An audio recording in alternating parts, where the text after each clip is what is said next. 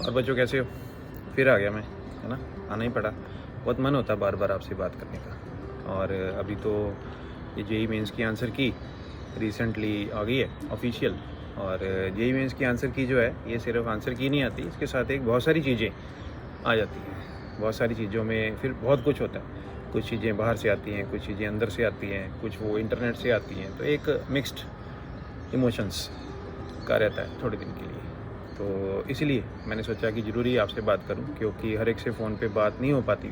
कई लोग अप्रोच नहीं करते हैं इतना खुल के, अपनी अपनी नेचर होती है। और टेस्ट देने भी कभी कोई आ रहा है या कभी कोई नहीं आता है। तो इसलिए ये एक पर्टिकुलर प्लेटफॉर्म है जहाँ पे मैं अपने मन की बात आप सब लोगों के साथ शेयर कर सकता हूँ, जैसे आप भी मेरे साथ शेयर कर लेते हो। तो सबसे पहले तो मैं कहूँगा, जो लोग जेईई मेंस के फर्स्ट सेशन में अपीयर हुए और बड़ा अच्छा मेहनत करके एग्ज़ाम दिया, तो मेरी तरफ से उन लोगों को गुड विशेस। क्योंकि बड़े शॉर्ट नोटिस पे इस बार एग्ज़ाम था। जैसे जिस दिन फॉर्म आया तो काफ़ी बच्चे थे जो एक्सपेक्ट नहीं कर रहे थे कि अब बोर्ड से पहले शायद एग्ज़ाम रखा जाएगा। लेकिन अप्रॉक्सीमेटली 40 डेज़ के नोटिस पे फिर भी जैसे आपको कहा गया, आप लोगों ने प्रिपेयर किया और पूरा पेपर को बड़े अच्छे तरीके से निभा के आए।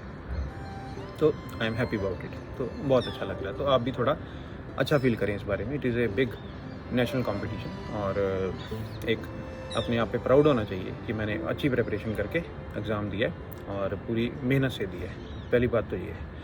दूसरी बात ये है कि अब जैसे ही आंसर की आती है तो बहुत सारी चीज़ें एक साथ स्टार्ट हो जाती हैं। जैसे पहले तो मार्क्स लगा लिए, है ना, फिर उसमें मान लो कितने को आपने क्वेश्चन अटैम्प्ट किए हैं, उसमें से कुछ गलत भी हो सकते हैं ना, कोई सिली मिस्टेक हो गई या कोई नहीं पता लगा। तो उसके बाद थोड़ा वो भी रहता है कि ये भी ठीक हो सकता था, ये भी ठीक हो सकता था।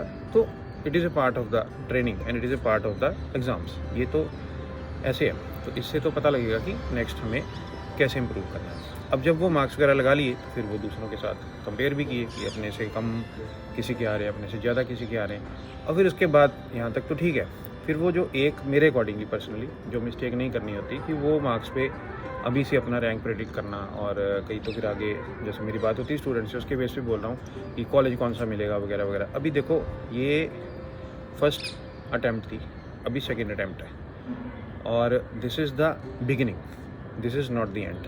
बस ये बात मेरी अपने मन में बिठा लो।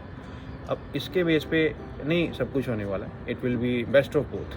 और अभी दूसरे एग्ज़ाम के लिए टाइम है और उसमें भी आपको परफॉर्म करना है। अगर हम अभी से इन चीज़ों में उलझ जाएंगे तो एक तरह से हम अपने आप को मना रहे हैं कि ये जो आ गया बस इसी पे मुझे कॉलेज अलॉट होने वाला है। ये वाली गलती मेरे हिसाब से काफ़ी लोगों को नहीं करनी चाहिए। इसको थोड़ा और ब्रॉड आस्पेक्ट से देखो कि ये जितने भी एग्ज़ाम आपने देने, 2 अटैम्प्ट तो जेईई मेंस के ही हैं और कुछ और भी फॉर्म आपने भरे होंगे। अभी एडवांस्ड है, बिटसेट के 2 अटैम्प्ट हैं और वीआईटी या कुछ और एग्ज़ाम भी आपने अगर भरे हैं तो उसमें ये तो एक शुरुआत है।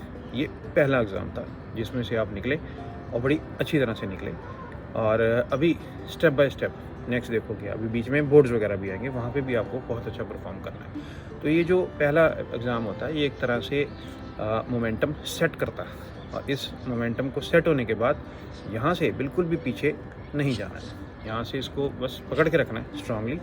और अगर मेरे से आप पूछो तो बिल्कुल भी टाइम वेस्ट नहीं करना है, ना तो इन चीज़ों को सोचने में, ना किसी के साथ डिस्कस करने में कि मेरे इतने बन रहे हैं तो उससे मेरा ये वाला कॉलेज आ जाएगा। Be very positive. मैं तो हमेशा आपको कहता हूँ to be very very positive. और आगे देखिए, आगे बहुत सारे एग्ज़ाम्स हैं। हाँ, अगर यही एक पेपर होता तो इसके बेस में फिर तो चलो हम सोचते कि भी ऐसा हो गया या वैसा। लेकिन अभी प्रोग्रेस के लिए बहुत समय है, बहुत सारे एग्ज़ाम्स हैं आपके पास। और इन चीज़ों में उलझ के अभी पढ़ाई बंद कर देना या थोड़ा सा अपना जो पढ़ाई का ग्राफ है वो नीचे को ले आना बहुत बड़ी गलती होगी। ऐसी गलती ना करें।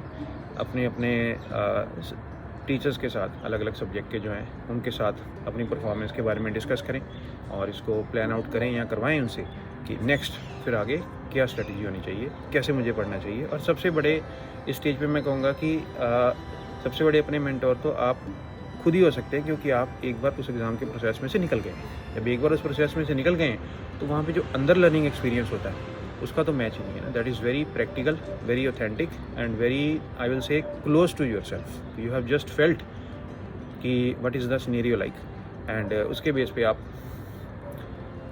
वही फिर पुरानी वाली बात है ना, you can come out stronger and I know you will come out stronger. अभी ऐसा बस इसको एक बेस मान के चलें कि ये एक पेपर हो गया तो मेरे एग्ज़ाम्स के जो सेशन है उसकी शुरुआत हो गई है, तो इसके आगे भी क्या करने वाले हैं। बाकी जो भी टेस्ट वगैरह आपके अपने अपने रिस्पेक्टिव सब्जेक्ट्स पे हों, सभी टेस्ट आपको ज़रूर देने चाहिए और बिल्कुल अच्छी तरह से पढ़ के देने चाहिए और बिल्कुल किसी टॉपिक को, किसी सब्जेक्ट को कॉर्नर नहीं करना चाहिए कि इसमें ऐसे है। देखो ये जो जैसे आपने एग्ज़ाम दिया, अभी 1-2 दिन में रिज़ल्ट आ, 1-2 दिन नहीं, पता नहीं 11 दिन भी लग सकते हैं, जो इसका रिज़ल्ट आएगा उसमें मार्क्स तो आएंगे नहीं, आएगी तो परसेंटेज। अब परसेंटाइल जो है बहुत सारे फैक्टर्स पे डिपेंड करती है, आप लोग ये सब बातें जानते ही हो, चलो फिर भी मैं आपसे शेयर कर रहा हूँ। परसेंटाइल जो है मेरे अकॉर्डिंगली बहुत सारी चीज़ों पे डिपेंड करती है, वो सिर्फ आपके ही स्कोर पे डिपेंड नहीं करेगी, वो आपके सेशन में एवरीबॉडी हैज़ परफॉर्म्ड इन विच वे, उसके ऊपर डिपेंड करेगी। It is all relative. तो उसमें फिर डिफ़िकल्टी लेवल का तो अपना एक रोल है।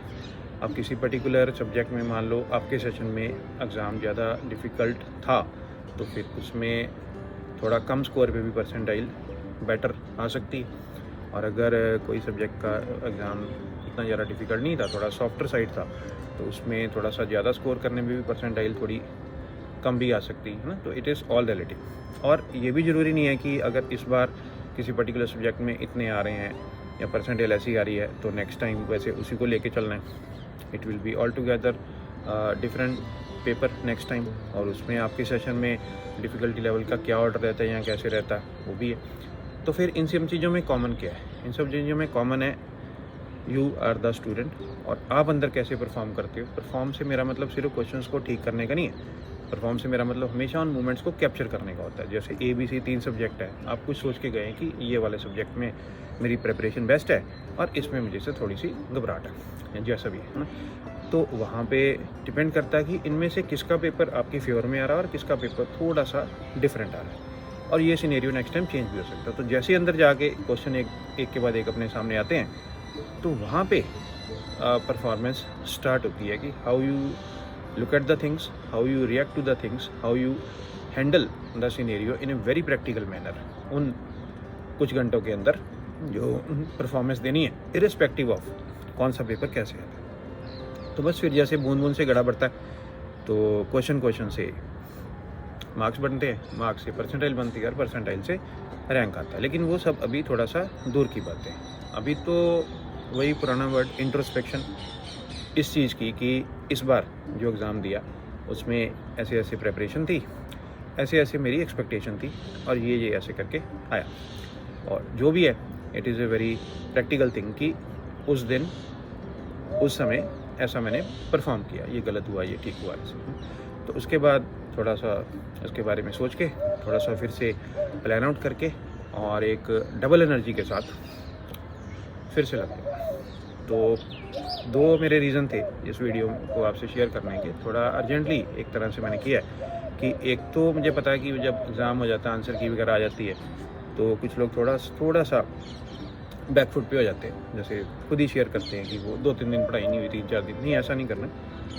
एक आध दिन रेस्ट कर ली, बस ये याद रखो कि this is the beginning and बड़ी गेम्स तो अभी आगे आने वाली है। उसके लिए अपने आप को फिर से पुराना वर्ड कंसोलिडेटेड तरीके से स्ट्रॉन्ग रखो और पढ़ना स्टार्ट करो, ठीक है। जो बेहतर से बेहतर कर सकते हैं वो आप करोगे। मुझे तो आप लोगों में हमेशा की तरह पूरा ट्रस्ट, पूरा फेथ रहता है। अभी भी आप लोगों ने अच्छा किया, आगे आप लोग अच्छा ही करेंगे। और दूसरा वो जो मेरा पर्पज़ ये था कि ये जो भी मार्क्स वगैरह ऐसे कैलकुलेट किए जा रहे हैं, इसके बेस पे भी कॉलेज के बारे में सोचना शुरू शायद नहीं करना चाहिए, क्योंकि दोनों टाइम का बेस्ट ही देखा जाएगा, उसके बाद उसके ऊपर बात आएगी, ठीक है। और दूसरे एग्ज़ाम्स भी तो पढ़ें, जो आपने फॉर्म भरे और उनसे भी किसी भी तरह की तैयारी में कमी नहीं होनी चाहिए, किसी भी तरह से बैकफुट पे नहीं आना, एकदम से स्ट्रांग रहना, अपनी प्रिपरेशन को स्ट्रांग रखना। हाँ, एक पॉइंट और, अगर मान लो इस बार किसी सब्जेक्ट में अच्छे मार्क्स हैं,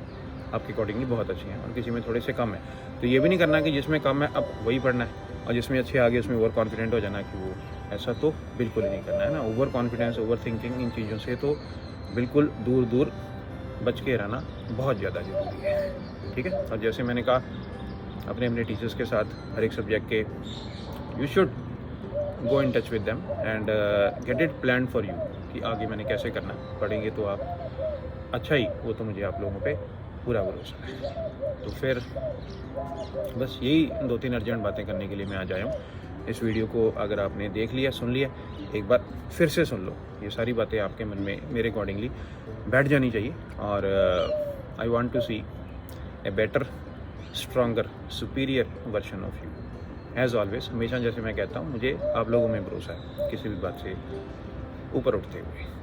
और फिर वीडियो को ख़त्म करें नहीं, लेकिन वो वाली बातें फिर ज़रूरी हैं कहनी है ना। कभी ये तो बड़ी सीरियस सी बातें कर ली मैंने आज आपसे कि इसको लाइक करना है, सब्सक्राइब करना है और बेल बटन को दबाना है, और दूसरे लोगों के फ़ोन पकड़ के वहाँ से भी सब्सक्राइब कर देना और शेयर करना है। हो सकता है कोई मेरी बात नहीं सुन रहा हो, लेकिन आपको लगे कि ये बातें किसी के लिए यूज़फुल हो सकती हैं, तो you should share the video, ताकि और दूर तक ये, अगर आपको ये बात आपको अच्छी लगी तो वहाँ तक पहुँच जाए। और